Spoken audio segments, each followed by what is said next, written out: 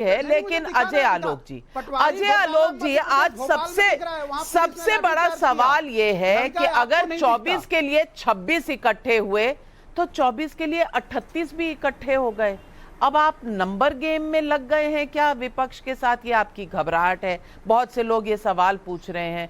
दूसरी बात, दिन भी आपने आज ही का चुना, क्या नहले पे दहले का विचार है आपका? ये भी सवाल लोग पूछ रहे हैं। और तीसरी बात, लोग ये भी कह रहे हैं कि प्रेस कॉन्फ्रेंस हुई, पिछली बार अरविंद केजरीवाल जी निकलकर भाग गए थे पटना में, आज लालू नीतीश भाग गए, बोले नहीं कुछ। अब इस पर बहुत अटकलें लग रही हैं। आज तो आप बता ही दीजिए, इंडिया वर्सेस भारत होने वाला है क्या?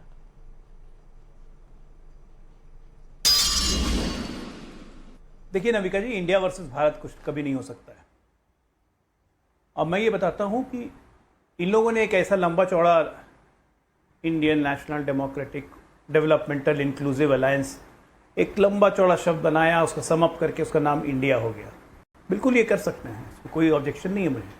ये भी भारतीय हैं, ये भी इंडियन है, क्यों नहीं? अगर कुछ ऐसा नाम लिखते हैं जिसका समअप इंडिया होता है तो ठीक है, बात उसकी है ही नहीं। लड़ाई तो इस बात की है कि किस तरह का इंडिया, कौन सा इंडिया। एक जमाना वो भी था जब Indira is India, India is Indira था, वैसा इंडिया, या इंडिया परिवारवाद का इंडिया, डायनेस्टी का इंडिया, या इंडिया करप्शन का इंडिया? कौन सा इंडिया चाहिए? या इंडिया मुस्लिम तुष्टीकरण का इंडिया, या इंडिया जातिवाद का इंडिया कि हिंदुओं को जाति में डिवाइड करो? कौन सा इंडिया? क्योंकि आज जो बैठे हुए थे वहां पे इंडिया बनाने वाले, ये तो मैक्सिमम एंटी इंडियन बातें करते हुए पकड़े गए हैं ऑन रिकॉर्ड्स। तब से ताजा उदाहरण इंडिया के सबसे बड़े सरगना राहुल गांधी जी, उनको चीन में सद्भावना नजर आती है, उनका idea of India. Mamata Banerjee जी को कलकत्ता में मिनी पाकिस्तान नजर आता है, उनके idea of India. All India Muslim league को केरला में शरिया का कानून चाहिए, उनके आइडिया ऑफ इंडिया। आम आदमी पार्टी, इंडिया अगेंस्ट करप्शन के रेवोल्यूशन से निकली हुई पार्टी, आज इंडिया फॉर करप्शन, उनके आइडिया का इंडिया। तो किसका इंडिया चाहिए? कांग्रेस के वो नेता जो पाकिस्तान जाके कहते हैं कि आपकी मदद चाहिए मोदी को हटाने के लिए, उनके आइडिया का इंडिया। तो ठीक है, ये उनके आइडिया का इंडिया है। हमारे आइडिया का इंडिया एनडीए है, हमारा आइडिया का इंडिया भारत है, हमारे आइडिया का इंडिया राष्ट्रवाद और देशभक्ति है। तो ठीक है, देश की जनता चुनेगी। एनडीए का इंडिया, जिसका पहला उदाहरण है देश, देश और देश, राष्ट्रवाद और देश प्रेम, या इनके आइडिया का इंडिया जो इन्होंने अपना नाम दिया है, जिसमें तीन ही मुख्य बिंदु हैं। पहला परिवारवाद डायनेस्टी, दूसरा करप्शन भ्रष्टाचार, और तीसरा तुष्टीकरण।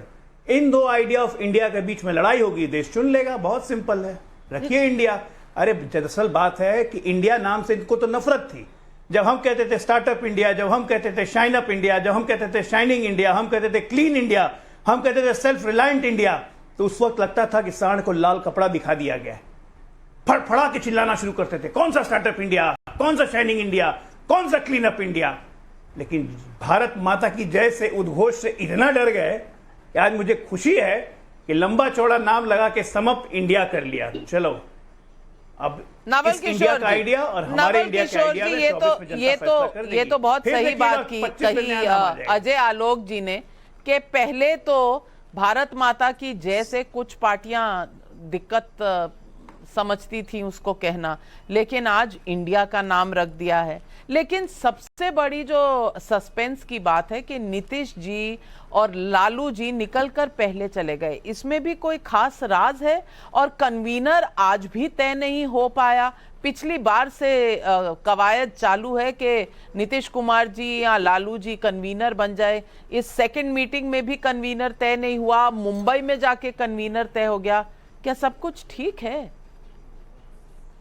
देखिए, ठीक है तभी तो बेचैनी है। नाविका जी, आपको देख के भी लग रहा होगा कि ठीक कहाँ पे है और बेचैनी कहाँ पे है। जो लोग कहते थे कि एक अकेला सब पे भारी, जो लोग कहते थे उसका नाम मोदी नहीं जो डर जाए, जो लोग कहते थे कि कहाँ का ईंट कहाँ का पत्थर और उस तरह से भानुमति का कुनबा जोड़ा, वो लोग आज खुद 38 दलों को बुलाकर बिठाकर मेहमान नवाजी कर रहे हैं। 2 दर्जन दलों के बाद न जमीन है और न कोई उस तरह का बात है, फिर भी उसको काउंटिंग के लिए एक बहुत बड़ी कवायद कर रहे हैं। और प्रधानमंत्री जो कि ये बोलते बोलते थक गए, 10 साल में अगर उनका काउंटिंग करेंगे आप तो लगभग 1000 बार बोले होंगे परिवारवाद, भ्रष्टाचार, और उस राज्य में जाकर बोले होंगे, बंगाल में बोले जाकर, बिहार में जाकर बोले, तमिलनाडु में जाकर बोले, दिल्ली में बोले, और दिल्ली में 2 बार, बंगाल में 2 बार हारे, बिहार में 1 बार हारे, ऐसे करके साउथ इंडिया में कई बार हारे। ये हार उस समय भी उनकी होती है जब ये सब बातें कहते हैं, तो ये तो बोलते बोलते थक गए हैं। और इसका कारण जानते हैं क्या है?